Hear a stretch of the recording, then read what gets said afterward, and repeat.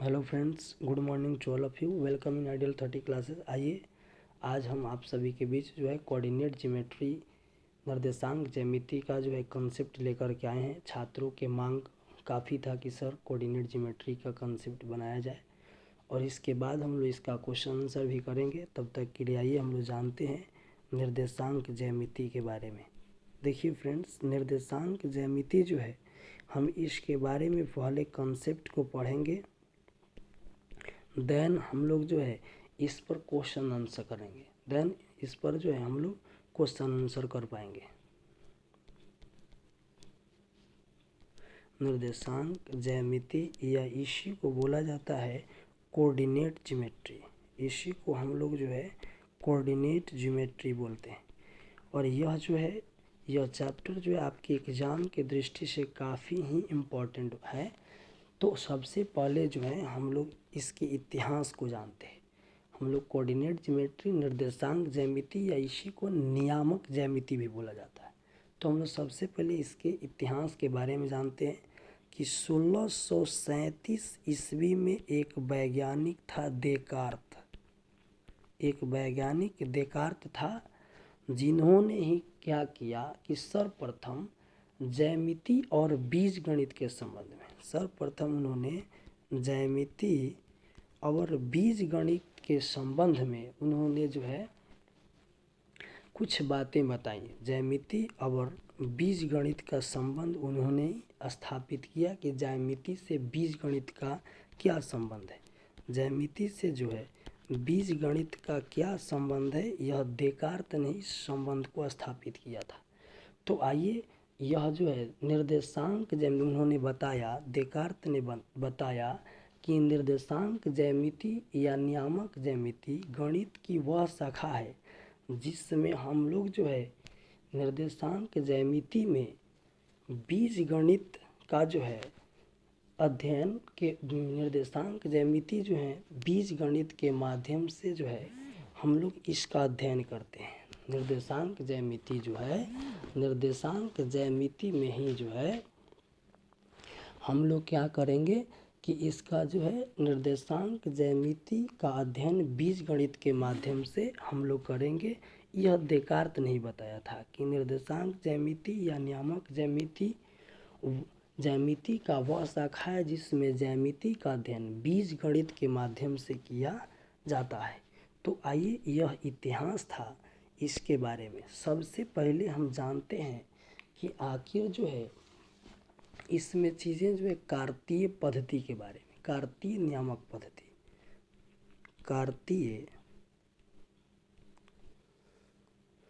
कार्तीय नियामक पद्धति, कार्तीय नियामक पद्धति के बारे में हम लोग सबसे पहले जानेंगे। देखिए कार्तीय नियामक पद्धति क्या है, इसके बारे में देखिएगा। यहाँ पर इसको बोलते हैं फ्रेंड्स, यह यहाँ जो कट्टान बिंदु है इसको O और यह x डैश, यहाँ पर आप जो देख रहे हैं इसको y, वह यह O है, यह y डैश है। तो x डैश इसको बोला जाता है x एक्सिस। इसको बोलते हैं x एक्सिस या x x अक्ष बोला जाता है। जबकि यहाँ आप जो देख रहे हैं इसको y एक्सिस या y अक्ष बोलते हैं। इसको y एक्सिस या y अक्ष बोलते हैं। तो याद रखिएगा x डैश को x एक्सिस या x अक्ष बोला जाता है, जबकि y डैश को y एक्सिस या y अक्ष बोला जाता है। लेकिन इसमें कुछ चीज़ें हैं, जैसे कि देखिएगा जो समतल सतह के क्षैतिज होगा इसको बोलते हैं क्षैतिज रेखा। इसको और क्या नाम से जानेंगे, क्षैतिज रेखा। और क्षैतिज रेखा ही एक्स एक्सिस कहलाता है। इसको हम लोग हॉरिजॉन्टल बोलते हैं, इसको हॉरिजॉन्टल लाइन बोलते हैं, हॉरिजॉन्टल लाइन। लेकिन यह जो ऊर्ध्वाधर रेखा अर्थात वाई अक्ष है, इसको हम लोग बोलते हैं इसको हम लोग जो बोलते हैं वह है ऊर्ध्वार्ध, ऊर्ध्वार्ध, ऊर्ध्वार्ध रेखा इसको बोलते हैं, या इसी को जो है वर्टिकल लाइन बोला जाता है, इसी को वर्टिकल लाइन बोलते हैं। तो यह वर्टिकल लाइन हो गया। तो हम लोग जो है इसी के बारे में जानेंगे कि भाई आखिर इसको नियामक ज्यामिति को पढ़ने की आवश्यकता क्यों हुई, इसके बारे में नियामक ज्यामिति को पढ़ने की आवश्यकता क्यों हुई। तो देखिए फ्रेंड्स, यहाँ पर आप देख रहे होंगे कि यह x, यह o, यह x डैश है, जबकि यह y वो और यह क्या है तो y डैश है। किसी भी मान लीजिए कोई बिंदु यहाँ पर P है जिसका नियामक x और y, और याद रखेंगे कि किसी भी बिंदु का पहले x नियामक लिखा जाता है देन y नियामक लिखा जाता है। तो याद रखेंगे कि जैसे बिंदु यहाँ P है, इसका x अक्ष से दूरी, अर्थात यह x अक्ष है, इससे यह कितना दूर है, तो x अक्ष से दूरी अर्थात y नियामक, जबकि y अक्ष से दूरी अर्थात x नियामक। यानी यह बिंदु की स्थिति जानने के लिए हमें जो है निर्देशांक ज्यामिति या नियामक ज्यामिति की आवश्यकता पड़ी। तो इसी के लिए जो है हम लोग इसी को कार्तीय तल बोलते हैं। यह जो तल है यह कार्तीय तल है। अतः याद रखेंगे कि किसी बिंदु की ठीक ठीक स्थिति ज्ञात करने के लिए नियामक ज्यामिति की आवश्यकता पड़ती है। अब इसमें जो है अगला हम लोग कंसेप्ट यहाँ पर देखेंगे क्या, कि जो यहाँ पर आप देख रहे हैं एक्स ओ एक्स डैश, जबकि वाई ओ वाई डैश, यह आप देख रहे हैं तो एक्स ओ एक्स डैश और वाई ओ वाई डैश जो है इसमें एक्स एक्सिस हो गया और यह क्या हो गया भाई तो वाई एक्सिस। तो एक्स एक्सिस याद रखिएगा कि जो एक्स अक्ष है, एक्स अक्ष, और यह जो है वाई अक्ष है, यह क्या है वाई अक्ष। तो एक्स अक्ष को एबसीसा कहा जाता है, एक्स अक्ष को एबसीसा, एक्स अक्ष को एबसीसा कहा जाता है, या इसी को भुज बोलते हैं। एक्स अक्ष को क्या बोलेंगे भुज, एक्स अक्ष को है हम लोग जो है भुज बोलते हैं, जबकि वाई अक्ष को जो है हम ऑर्डिनेट बोलते हैं, वाई अक्ष को ऑर्डिनेट बोलते हैं, वाई अक्ष को ऑर्डिनेट, वाई अक्ष को ऑर्डिनेट बोलते हैं, और इसी को कोटि बोला जाता है। हिंदी में इसी को क्या बोलते हैं कोटि। तो यह बात हमें याद रखना है कि एक्स अक्ष को जो है यहाँ पर जो है हमको यह बात याद रखना है कि एक्स अक्ष जो होगा उसको एबसीसा बोलेंगे, जबकि वाई अक्ष को जो है हम लोग को क्या बोलना है तो कोटि या ऑर्डिनेट बोलेंगे। वाई अक्ष को कोटि या ऑर्डिनेट, यह है वाई अक्ष और इसको ऑर्डिनेट बोलेंगे या इसी को कोटि बोलेंगे, जबकि एक्स अक्ष यह है एक्स अक्ष और इसको एबसीसा, इसको क्या बोलेंगे तो एबसीसा या इसी को भुज बोलेंगे, इसी को क्या बोलेंगे भुज, याद रखना। आगे बढ़ते हैं। देखिए तो अगला कंसेप्ट क्या है इसको जानते हैं। जैसे आप यहाँ तो जान गए कि भाई एक्स अक्ष जो होगा तो एक्स अक्ष को हम लोग क्या बोलेंगे तो भुज बोलेंगे या इसी को एबसीसा बोलेंगे, जबकि वाई अक्ष को कोटि या इसी को ऑर्डिनेट बोलेंगे। अब देखिएगा जैसे यहाँ देखिए यह बिंदु O है, यह है बिंदु O, और जहाँ एक्स अक्ष और वाई अक्ष, जहाँ एक्स अक्ष और वाई अक्ष का यहाँ पर कटान बिंदु है, इसी को बोलेंगे ओरिजिन, इसी को क्या बोलेंगे ओरिजिन या इसी को मूल बिंदु बोला जाता है, ओरिजिन या इसी को मूल बिंदु मतलब बिंदु ओ को ओरिजिन या मूल बिंदु कहते हैं, यह याद रखें। और मूल बिंदु का निर्देशांक अर्थात बिंदु ओ का निर्देशांक जो होगा वह 0 0 होगा, यह बात याद रखें। आपसे ऑब्जेक्टिव में पूछा जाएगा कि मूल बिंदु का निर्देशांक क्या होता है, तो 0 0, यह बात आप भली भांति याद रखेंगे। आइए अगला कॉन्सेप्ट जानते हैं इसके बारे में कि भाई चतुर्थांश से रिलेटेड हम लोग जानते हैं। जैसे आप यहाँ देख रहे होंगे कि कुछ चीज़ें और भी है जिसको हम लोग को जानना है, फिर हम लोग चतुर्थांश पर चर्चा करेंगे। जैसे आप यहाँ देख रहे होंगे, यहाँ पर आप देखिएगा कि यह एक्स ओ एक्स डैश है, जबकि भाई यह वाई ओ यह वाई डैश है। तो एक्स और यदि कोई बिंदु P एक्स अक्ष पर स्थित हो, यदि कोई बिंदु P एक्स अक्ष पर स्थित हो तो उसका y नामक x का मान कुछ न कुछ होगा, जबकि y जो होगा वह 0 होगा। अर्थात यह नोट बनाकर आप लिख लेंगे नोट में कि यदि कोई बिंदु x अक्ष पर स्थित हो तो उसका y नामक 0 होता है, जबकि यदि मान लीजिए यहाँ पर कोई बिंदु R है तो R का निर्देशांक आपको लिखना होगा, तो यहाँ पर x 0 होगा और y क्या होगा, इसका मान कुछ न कुछ होगा। तो यह भी याद रखें कि यदि कोई बिंदु जो है, यदि कोई बिंदु y अक्ष पर स्थित हो तो उसका x नामक 0 होता है। यह आप नोट में अपने लिख सकते हैं कॉपी में, और आप इसका स्क्रीनशॉट ले लेंगे और फिर आप जो है और भी चीज़ों को लिख सकते हैं।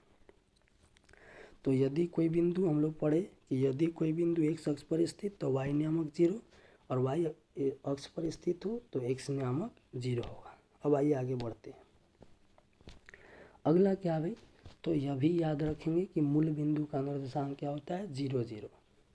मूल बिंदु का निर्देशांक 0 0 होता है। कुछ चीज़ें और भी जानना है, जैसे आप यहाँ पर देख रहे होंगे यहाँ पर कि भाई यह x यह o यह x डैश है, यह x o x डैश है, यहाँ पर y o यह y डैश है। तो x o x डैश अर्थात x अक्ष कहलाया, x अक्ष कहलाया, जबकि y o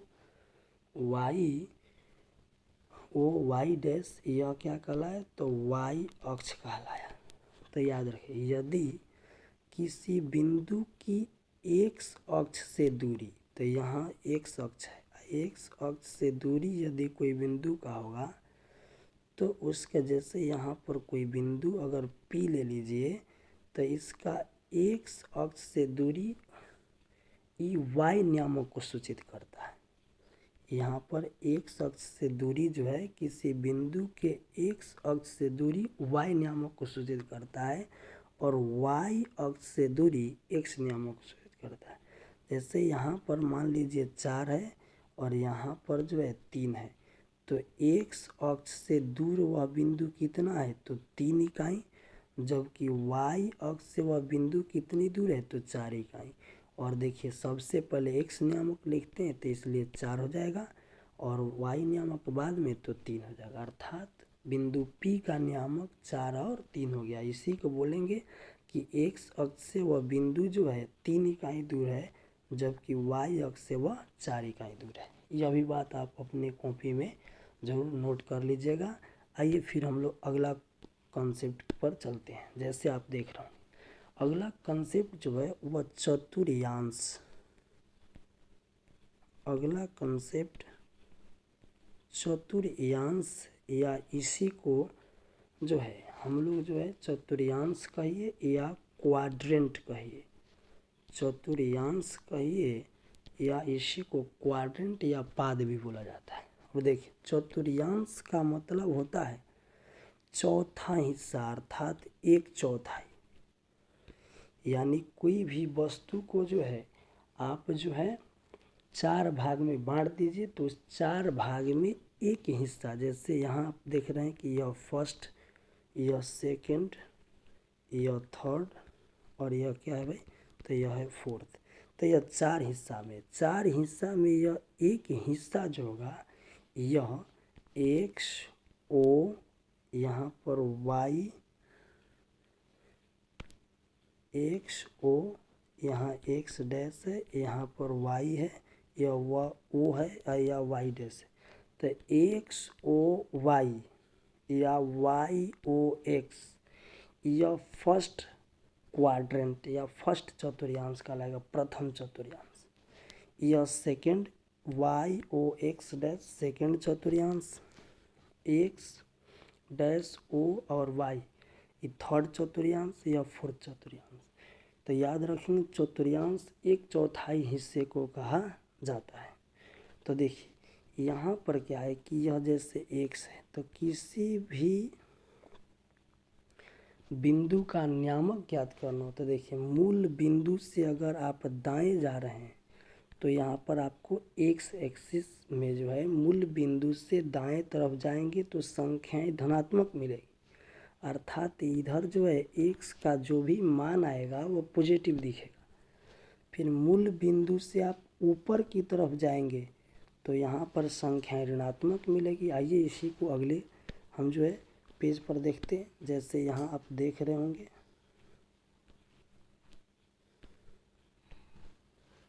याद रखेंगे यह एक्स, यह ओ, ये एक्स डैश, यह वाई ओ वाई डैश।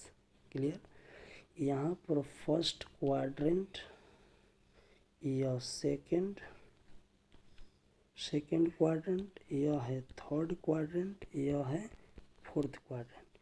देखिए यहाँ पर मूल बिंदु से दाएं तरफ जाइएगा एक्स एक्सिस पर तो यह पॉजिटिव संख्या इधर मिलेगा। मूल बिंदु से ऊपर जाएंगे तो आपको नेगेटिव संख्या मिलेगा। मूल बिंदु से बाएं तरफ जाइएगा फिर भी नेगेटिव संख्या मिलेगा। मूल बिंदु से नीचे तरफ जाइएगा फिर भी आपको नेगेटिव संख्या दिखेगी। लेकिन यहाँ पर देखिएगा फ्रेंड्स कि मूल बिंदु से दाएं जाने पर पॉजिटिव, मूल बिंदु से ऊपर जाएगा तो पॉजिटिव ही मिलेगा, यहाँ पर नेगेटिव नहीं पॉजिटिव मिलेगा। तो देखिए अब आपको फर्स्ट क्वाड्रेंट का नियामक क्या बना, तो पहले आप जो है एक्स का मान लिखेंगे तो प्लस और वाई का भी मान लिखेंगे प्लस। फिर देखिए यहाँ पर क्या है भाई सेकेंड क्वाड्रेंट में तो एक्स का मान इधर देखिए मूल बिंदु से बाएं तरफ तो माइनस में है और यहाँ पर वाई का मान प्लस में। तो सेकेंड क्वाड्रेंट का जो है वह नियामक चिन्ह हो गया माइनस प्लस। और यहाँ पर जो है थर्ड क्वाड्रेंट के बारे में बात करें तो यहाँ देखो यहाँ पर एक्स डैश क्या भाई तो माइनस में, और वाई डैश भी क्या है यह है वाई डैश तो यह भी क्या है तो माइनस में, अर्थात थर्ड क्वाड्रेंट का नियामक माइनस माइनस। और यहाँ पर फोर्थ क्वाड्रेंट का नियामक चिन्ह क्या हो भाई, तो यहाँ पर देखिए एक्स एक्सिस प्लस में है और वाई एक्सिस नेगेटिव अर्थात माइनस में। अर्थात याद रखेंगे कि फर्स्ट क्वाड्रेंट का नियामक चिन्ह जो होगा वो प्लस प्लस होगा, सेकेंड क्वाड्रेंट का माइनस प्लस, थर्ड क्वाड्रेंट का माइनस माइनस, फोर्थ क्वाड्रेंट का प्लस माइनस। या ऐसे भी देखिए फर्स्ट क्वाड्रेंट दोनों प्लस प्लस तो थर्ड क्वाड्रेंट दोनों minus minus, second quadrant minus plus तो फोर्थ क्वाड्रेंट उसका उल्टा प्लस माइनस। यह भी आप बात याद रखेंगे जो आपके एग्जाम में इस प्रकार का क्वेश्चन पूछा जाता है। आइए अगला जो है पेज में हम देखते हैं। जैसे आप यहाँ पर देख रहे होंगे कि कुछ क्वेश्चन आपसे पूछा जाएगा। जैसे देखिए यह एक्स, यह ओ, यह एक्स डैश है, यहाँ वाई है, यहाँ पर वाई ओ वाई डैश है। आपसे पूछा जाएगा कि कोई बिंदु मान लीजिए आर है जिसका नियामक बिंदु आर का नियामक 3 और -2 है। तो बताइए बिंदु आर जो है 3 - 2 है तो बिंदु आर किस चतुर्थांश या किस पाद में स्थित है, यह क्वेश्चन पूछा जाएगा।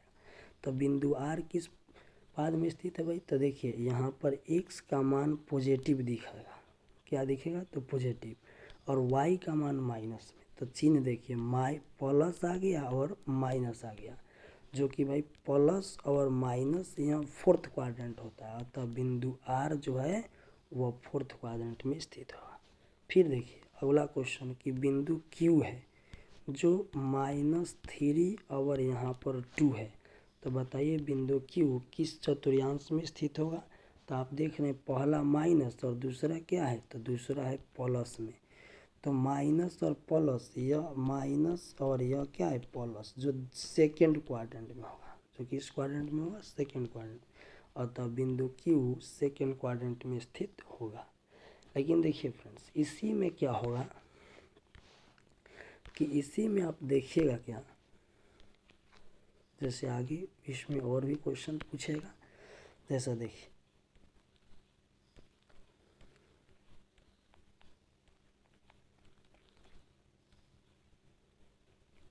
देखिए इसी में क्वेश्चन क्या राइज करेगा आपसे, यह देखा है।